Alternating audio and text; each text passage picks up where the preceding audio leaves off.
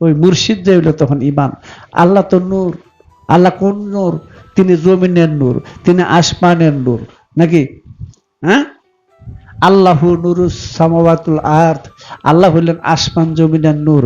এই নূর ধরা যায় না, ছোঁয়া যায় না, বেমেসাল লাসানি, এটা অদৃশ্য হয়ে আছে, বোঝা যায় না? হ্যাঁ, সেই অদৃশ্য নূরকে দৃশ্যমান করার জন্য, ইমানের রূপ দেওয়ার জন্য, তাকে দেখা তার ইমানকে প্রতিষ্ঠিত করার জন্য বলে দিছে মাসালু নুরিহি। মাসালু নুরিহি মানে তার নূরের মেসাল কামিশকাতিন ফিহা মিসবাহুন, তাকে রাখা একটা বাতির মতো। এই বাতির রূপকে কি বুঝাইলো? বাতির মধ্যে যেমন হারিকেন, কাঁচ, আগুন, তেল, এই চারটে একত্র হয়ে কি হয়? এই চারটে একত্র হলে কি প্রকাশ পায়? আল্লাহ কি? নূর, আলো। নূর অর্থ হলো দেখা, কথা বুঝছো? কাজী এইটা দিয়ে কি বুঝাইলেন? আমি একটা শুধু বলি, মানব দেহ আর নফস, স্বচ্ছ নফস, শুদ্ধ নফসকে কাছের তুলনা দেওয়া হয়েছে, যেটা থেকে রুহের জ্যোতি প্রকাশ পায়। রুহের জ্যোতি যখন প্রকাশ পায় যায় তখন ওই সুরত ওয়াসফুল্লাহ, আল্লাহ সুরত হয়ে যায়, বুঝলেন? তাহলে এখন এটা কোথায় আসলো? মানব স্তরে আসলো, শুদ্ধ মানবের স্তরে আসলো, নাকি? পবিত্র মানব স্তরে আসলো, সাদিকিনের দরজা আসলো, আরিফে বিল্লাহর দরজা আসলো, উলিল আর অলিভ আজের মধ্যে আসলো, তারপরে পরকাল প্রাপ্ত মানুষের মধ্যে আসলো, প্রেরিত পুরুষের মধ্যে আসলো, অবতারের মধ্যে আসলো, নাকি? এখন সেই অদৃশ্য নূরটা কিন্তু এখন দেখা যায়। হ্যাঁ, দেখা যাবার মহামন্ত্রটা কি? দেখা যাবার মহামন্ত্রটা হলো লা ইলাহা ইল্লাল্লাহ। এই লা ইলাহা ইল্লাল্লাহকে দেখার মূল মন্ত্র কি? দেখবো এই মোহাম্মদ রাসূলুল্লাহ, মোহাম্মদ রাসূল আল্লাহ, তিনটা সত্তা, বুঝা যায়? তিনটা, মোহাম্মদ রাসূল আল্লাহ, দিলে সানোয়ারি, দিলে নীলুফারি, দিলে মাদুয়ারি, তিন দেশে মোহাম্মদ রাসূল আল্লাহ, তিন তত্ত্বে মোহাম্মদ রাসূলুল্লাহ, এক সত্তার এক নূরের প্রকাশ হলো মোহাম্মদ। আল্লাহর মোহাম্মদ এক নূর। হেতু ইমান আইসা পড়ল। এখন যাদের মধ্যে মুক্তির আল্লাহ পাক পথ দেখান, মুক্তির পথ দেখান, সে ও ইমানকে চোখে দেখে, দেখা যাইয়া তার কাছে আনুগত্য বায়াত হইয়া সে নিজে ইমানদার হইয়া আখেরে মুক্তি লাভ করে। বুঝা যায়? কাজী দেখা যায় মানে দেখার তো বিষয় ইমানটাই, দেখার বিষয় ইমানটাই। না দেখা, খোদাকে না দেখে ইমান আনা যায় না। এইটা যে বিশ্বাস করে না, হ্যাঁ শয়তানের এক নম্বর বান্দা, বুঝা নাই? যখন বলছিল ওসজুদুল্লি আদামা, আদমের জন্য সেজদা করে, তখন শয়তান কি কইছিল? আল্লাহ, আমি আল্লাহ ছাড়া কাউকে সেজদা দিব না, নাকি? কথাটা কিন্তু মধুর ভাষায় কিন্তু এটার ভিতরে বিষ ঢুকাই থুয়ে দিছে, মধুর লেবেল লাগাইয়া ভিতরে বিষ ঢুকাইছে। কথাটা শুদ্ধ, কত সুন্দর যে আল্লাহ ছাড়া কাউকে সেজদা দিব না। যদি এইটা চরম সত্যই হয়ে থাকে, তাহলে আল্লাহ কেন তাকে বললো ওয়াকানা মিনাল কাফিরিন, তুমি কাফের হয়ে বের হয়ে যাবে, বের করেছে না? তাহলে যখন আদমকে সেজদার কথা বলছিলেন, আদম মসজিদের মধ্যে সেজদার কথা বলছিলেন, সর্বপ্রথম পাটি মাটি যায় নামাজ না, আল্লাহ আদম মসজিদের সেজদার হুকুম দিয়েছে সর্বপ্রথম। তখন আল্লাহ কোথায় ছিল? তখন আল্লাহ কোথায় ছিল? কেমন ছিল? কোন রূপে ছিল? তার সুরত শাকেল কি ছিল? ওই মসজিদের সুরত কি? আদম সুরত। আদম সুরত কি? আল্লাহর সুরত, নাকি? সেজদা দিছে কারে? আল্লাহকে। তৌহিদের ঘোষণা, তৌহিদ হলেন স্বয়ং আদম, তৌহিদের সুরত হলেন স্বয়ং আদম। আদমকে সেজদা না করে আল্লাহকে যিনি সেজদা করেন তিনি শয়তান মুগরুম। কথা বলছো? ও জালালকে একটা কথা বলছিল, আমার সব আমি তো গান একটু একটু জানি আর কি। মানুষ থুয়া খোদা বজ, এই মন্ত্রণা কে দিয়াছে, আগে মানুষ ভজ, কোরআন খোঁজো মানুষ ভজ, কোরআন খোঁজো পাতায় পাতায় সাক্ষী আছে, মানুষ থুয়া খোদা বজ, এই মন্ত্রণা কে দিয়াছে।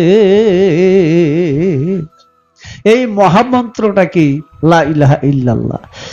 হিন্দু ধর্ম বলে ওম ক্লিং গায়ত্রী মন্ত্র, ক ল দীর্ঘে চন্দ্রবিন্দু, বুঝা যায় না? ক ল দীর্ঘে চন্দ্রবিন্দু গায়ত্রী মন্ত্র, যে মন্ত্র পাঠ করলে ভব যাতনা থেকে মানুষ মুক্তি পায়। কথা বুঝছো? ক ল দীর্ঘে চন্দ্রবিন্দু, ক ল দীর্ঘে চন্দ্রবিন্দু। সহদেব, নকুল, অর্জুন, ভীম, যুধিষ্ঠির, হুসাইন, হাসান, ফাতেমা, আলী, মোহাম্মদ। এক মহামন্ত্র সব ধর্মের মূলই আছে, কেউ বুঝে নাই। ফারাফারি জাত লিয়া জাতাজাতি করে, হ্যাঁ, এই বদ জাতের দলেরা এগুলি জাতাজাতি করে। তোমাদের দাদা বলছিল, হিংসা ভরা হৃদয় নিয়া ও সেই মিশ ধর্মের গল্প কর, জাতির গৌরব সারো আগে, আগে জাতির গৌরব সারো। সুন্দর। যিনি মানুষ হবেন, যিনি ইমান হবেন, তিনি আর হিন্দু, মুসলমান, বৌদ্ধ, খ্রিস্টানে নাই, তিনি সব মানুষের ইমান হয়ে যাবে। এই বেজাল থেকে যে মুক্ত হয় নাই, তার দ্বারা কখনো তৌহিদের জগতে ঢুকার রাস্তা না। সে যাই হোক, আমরা বলি আল্লাহ বলছেন একমাত্র ইসলামী আল্লাহর মনোনীত ধর্ম। ভালো কথা, তুমি আরবিতে কও কেন, বাংলায় কও। হ্যাঁ, কথায় বলে বাঙালি কুত্তা ইংরেজিতে খেকায়। হ্যাঁ, এটা কেমন কথা? তুমি তো ইসলাম কইছো, বাংলায় কও। বাংলায় অর্থ কি? ইসলাম অর্থ কি?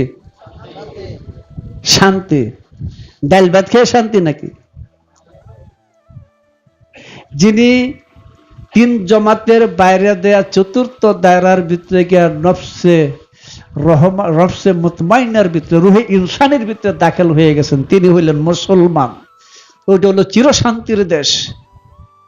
কোরআন বইলা দিছি, ইয়া আইয়ুহাতুন নাফসুল মুতমাইনা, হে প্রশান্ত নফস, তাড়না মুক্ত নফস, খান্নাস মুক্ত নফস, শয়তান মুক্ত নফস, ইবিল মুক্ত নফস, নারদ মুক্ত নফস, অসুর মুক্ত নফস।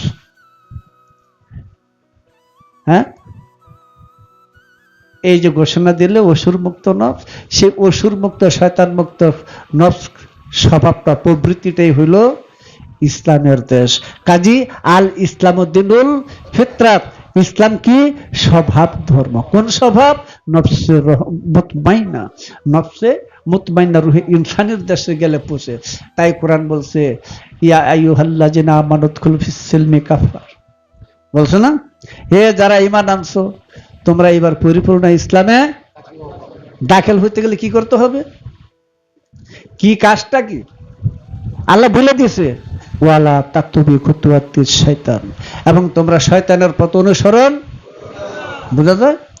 তাহলে তোমরা শয়তানের পথ অনুসরণ করো না। শয়তান, শয়তান কি নিরাকারে না আকারে বিশ্বাস করে? হ্যাঁ, আর যারা নিরাকারে বিশ্বাস করে, কে? শয়তানের গুরু কাটা, শয়তানের গুরু কাটা, আঙুলটা দেখাতে পারবো? হ্যাঁ, শয়তানের ইমান আঙুলটা দেখাতে পারবে? তো মোল্লার ইমান আঙুলটা দেখাতে পারবে? পারবে? তাহলে শয়তানের ইমান, মোল্লার ইমান তো একটা হইতেছে, বুঝা যায় না? হ্যাঁ, শয়তানের ইমান আর মোল্লার ইমান সবারই বলি না, যে সমস্ত আলেম কামিল মুর্শিদের হাতে হাত দিয়া নাকি ইমানকে গ্রহণ করে নিয়েছে, তাদেরকে তো বলা যায় না। কথা বুঝছো? তাই তো বলছে মানলা সাইকুল আফিফিস সাইকি শয়তান। এটা ওই যে মৌলবী ইলিয়াস ল্যাংরা, ওনারই এক ভক্ত নাকি ছেলে, ওনায় পীর মুরিদ দাওয়াতে তাবলিগ পীর মুরিদ বইয়ের মধ্যে 19 জায়গায় এই কথাটা তুলে ধরছে, মাল্লা সাইকুল আফিফিস সাইকি শয়তান। যার মুর্শিদ নেয় তার মুর্শিদ শয়তান।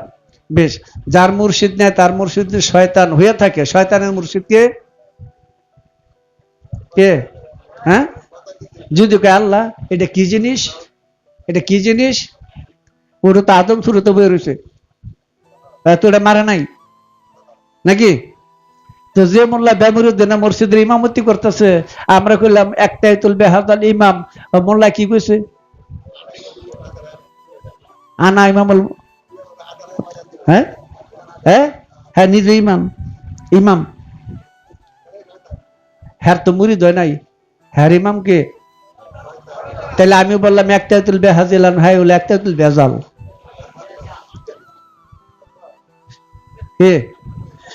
কাজে যে মসজিদের মধ্যে মোল্লা ব্যবহৃদান মুসল্লি ব্যবহৃদান, ওই মসজিদ হলো মুনাফিকদের মসজিদ। মসজিদের যারা সূরা তওবার মধ্যে আছে। তুমি মানবে না, না মানার জন্য তোমার ওস্তাদ আছে, মাওলানা সাহেব আছে, মৌলভী সাহেব আছে, আজাজিল শয়তান আছে। তুমি না মানার জন্য তোমার একটা সাদরানামা আছে। আমাদের সাদরানামা গেছে রাসূল পর্যন্ত, এতটুকুই ধরলাম, পরেরটা বাদ দিলাম। রাসূল পর্যন্ত আমাদের সাদরানামা গেছে, তোমাদের সাদরানামা কুদ্দুর গেছে শয়তান পর্যন্ত। শয়তানের উপরে কি আছে? কিচ্ছু নাই। কেমন হয়েছে? হ্যাঁ, কেমন হয়েছে কো? কাজে ইমান, ইমানটা তো দেখার জিনিস। ইমান না দেখে ইমান আনা যায় না। আমি ব্যাংকে গিয়ে টাকা আনবো, চেক লিয়ে ঘুরে ফিরে আয়া পড়ছি, বাড়িতে বাজার করতে পারবো? এই চেক নিয়ে বাজার দিলে টাকা দিব? বাজার দিব আমারে? হ্যাঁ, কথাটা বুঝো। তো তুমি যে ইমান ইমান দাবি করতেছো, তোমার দাবিটা কি? ইমানটা কি জিনিস? কেমন? ইমানের উৎপত্তি কিসের থেকে? ইমান কি করে আসে? কি করে ইমান যায়? কি করে ইমান আসে? এই ইমানের সুরত ছেগেল কি বুঝে না, না দেখে তো ইমান আর যায় না। আমি চিনেছি চিনেছি রে মুর্শিদ, তুমি তো সেই গঞ্জে মুখ পিনু, তোমার এই স্বরূপ দেখিতে রে দয়াল হলে তুমি ভবেতে জহুর। চিনেছি চিনেছি রে মুর্শিদ, তুমি তো সেই গঞ্জে মুখ পিনু, জাত কদিম হইতে রে এলে গঞ্জে মুখ ফিনাম ধরিলে, এসকে অহেদাতে রইলে আহাদ মুখ ফিনুর রে ভালো সেই আহাদ মুখ ফিনু। তোমার খেলা খেলছো রে দয়াল, তুমি হইয়া ভবেতে মশহুর। চিনেছি চিনেছি রে দয়াল, তুমি তো সেই গঞ্জে মুখ ফিনু। জামাদাত নাবাদাত হইয়া হায়ানাতে এলে, 3,18,000 মাওলায় সৃজন করিলে। জালিকাল কিতাবু লা রাইবা ফি হুদাল লিল মুত্তাকিন। 3 ভাগে 18টা হরফ ওইখানে আছে, 18,000 আলমের ভেদ এটার ভিতর আছে। এইবার নতুবা হইয়া চলো সরে দাইয়া নিতে আপন পরিচয়। চিনেছি চিনেছি রে মুর্শিদ, তুমি তো সেই গঞ্জে মুখ ফিনু। এবার আলকা শহর সামনে পেলে, মেজগা হইয়া জনিন গেলে, তে ফেলেতে কামেল হলে আমার মুর্শিদ মাওলা। বানজির সেই রূপ দেখিয়া তার এসকেতে মশহুর। চিনেছি চিনেছি দয়াল, তুমি তো সেই গঞ্জে মুখ ফিনু।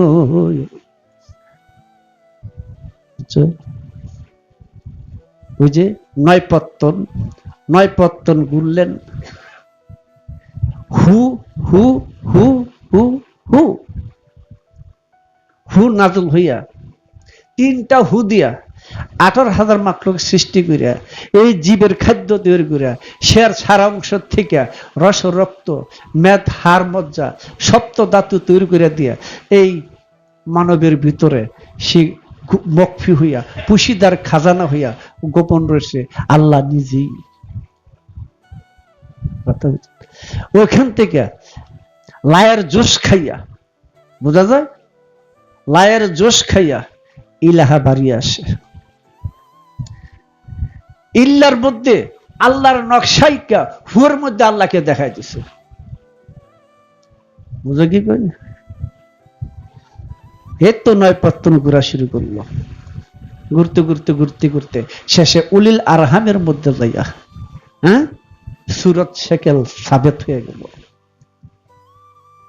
কি আসলো ওখান থেকে এখানে? কি আসলো এখন চিনা না। জালালকে একটা কথা বলছিল, এই পারেতে ওই পার গেলে কেউ রে কেউ আর চিনে না। হে তুমি কে? তুমি কে? চিনো না। একটা আসমান জমিন সমতুল্য একটা প্রশ্ন, তুমি কে? সে তুমি কে প্রশ্নের উত্তর দিকে দিতে যাইয়া প্রমাণ দিলেন মান আরাফা নাফসা, মান আরাফা নাফসা। কি বলছে? মান আরাফা, যে ব্যক্তি চিনেছে। আরাফা চিনেছে কাকে? নফসে, নফস হু, হুকে চিনেছে। ফাকাত আরাফা, অবশ্যই সে চিনে ফেলছে রাব্বা হু, হুয়ের রবকে চিনে ফেলেছে। কথা বলছে কাজী যখন তিনি রব, তখন যখন তিনি রহমান তখন তিনি কোরআন শিক্ষা দেন। যখন তিনি রব তখন কিন্তু বান্দার অস্তিত্ব ক্রিয়া রবুবিয়তের মধ্যে থাকে। তাকে বলে নূর আল্লাহ, হুসামাদ আল্লাহ, রবুবিয়ত। এই রবের দ্বারা নূর আল্লাহ, আল্লাহ হলেন শুধু নূর, আল্লাহ হইলেন শুধু নূর। আল্লাহ যখন প্রকাশ হইল তখন হলো নূর আল্লাহ। নূর আল্লাহ হলেন ইমান। বুঝা যায়? নূর আল্লাহ ইমান। ইমান ছাড়া কেউ মুক্তি পাবে না। ওরে ইমান হয় মুমিনের পুঁজি, ইমান হয় মুমিনের পুঁজি, আল্লাহর অতি হয় পেয়ারা। ইমান না থাকিলে শেষে আসফালাতে যাবে মারা, ইমান না থাকিলে শেষে আসফালাতে যাবে মারা। 2 নম্বর খন্ডে গানটি আছে, দেখো এটা বহু আগে একবার মুখলেস আর তারাওয়ালি ক্যাসেট করছিল। যাই ইমানটা বোঝা গেছে। হ্যাঁ, কাজে ইমান যে পর্যন্ত ধরে রাখতে না পারবে সেখানে কি হবে? ইমান যার নাই তারে কি কয়? আগে আমরা পড়ছি আলিফ বে তেসে পড়ছি না, এখন কি কয়? আলিফ বা তাসা। একার ছিল এখন আকার হয়েছে নাকি?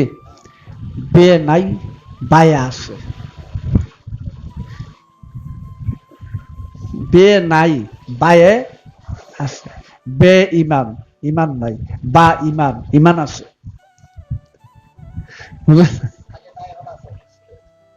কি কই কাজী আমরা তো সবাই জানি যে ইমান যার না হেবে ইমান, তাই না?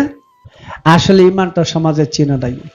আমাদের এই ধর্মজগতে এই দুম্বা মার্কা মোল্লারা মানুষকে ইমান হারা করার জন্য এই সমস্ত শিক্ষা দান করতেছে মাদ্রাসায়।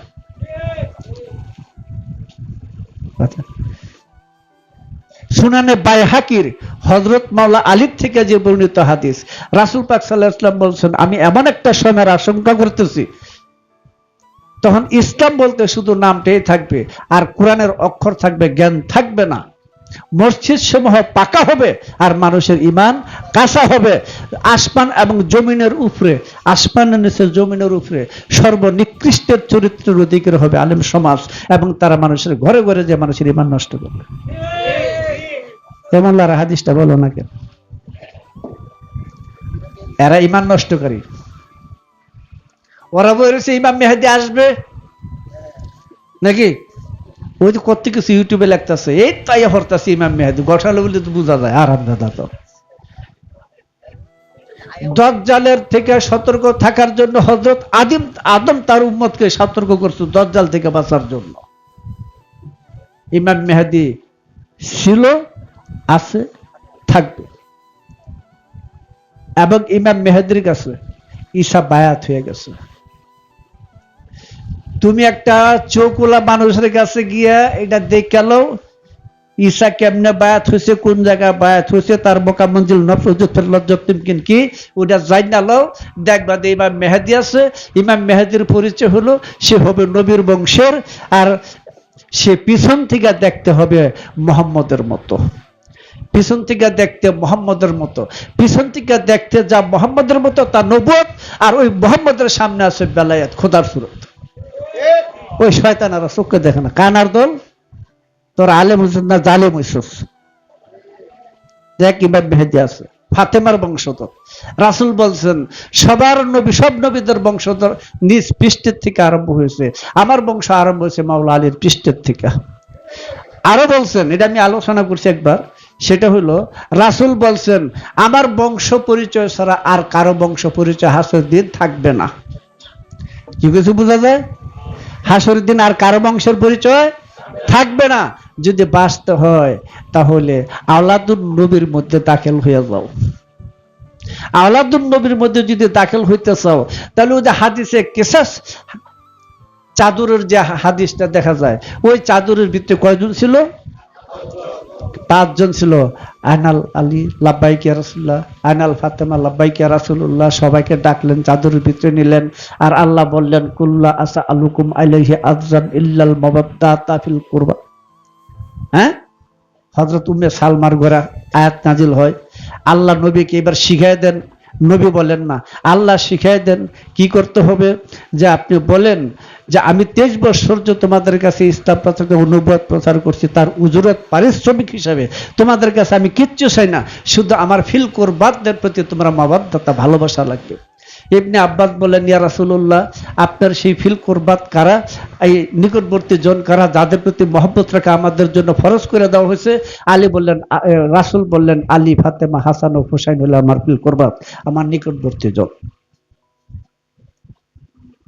কথা বুঝছো? এবং ওই জায়গার বুদ্ধি ওই 5 জনকে নিয়ে তিনি যখন নজরানের পাদ্রী সুলাইমানের কাছে বাহাস করতে গেছিলেন, 60 জন লোক ছিল খ্রিস্টান, বাহাস করতে গেছিলেন, সেখানে আয়াতে মুবাহালা নাজিল হয়েছিল। সেখানে হুসাইনকে কোলে, হাসানকে হাতে, আর ফাতেমাকে নবীর পিছে, তার পিছে আলীকে দিয়েছেন। আলীকে বলছে যেখানে পা রাখবে ফাতেমা, তুমি সেইখানে পা রেখে আগায় আসো। বেদ বুঝালো।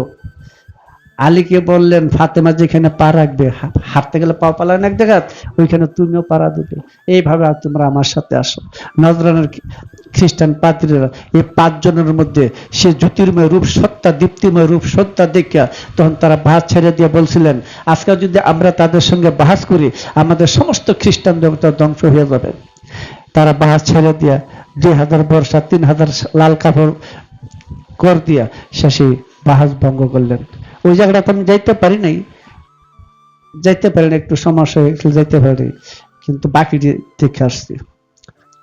গাদির ঘুম টুম সবই দেখলাম, খাইবারও দেখে আসলাম। তো এখন ব্যাপার হলো এই পাক পাঞ্জাতনকে যে অস্বীকার করছে, সে নিজেকে অস্বীকার করছে, আল্লাহর সৃষ্টিকে অস্বীকার করছে, আল্লাহকে অস্বীকার করছে। তো কাজে এই বিষয়গুলো একটু ভাবনার, যে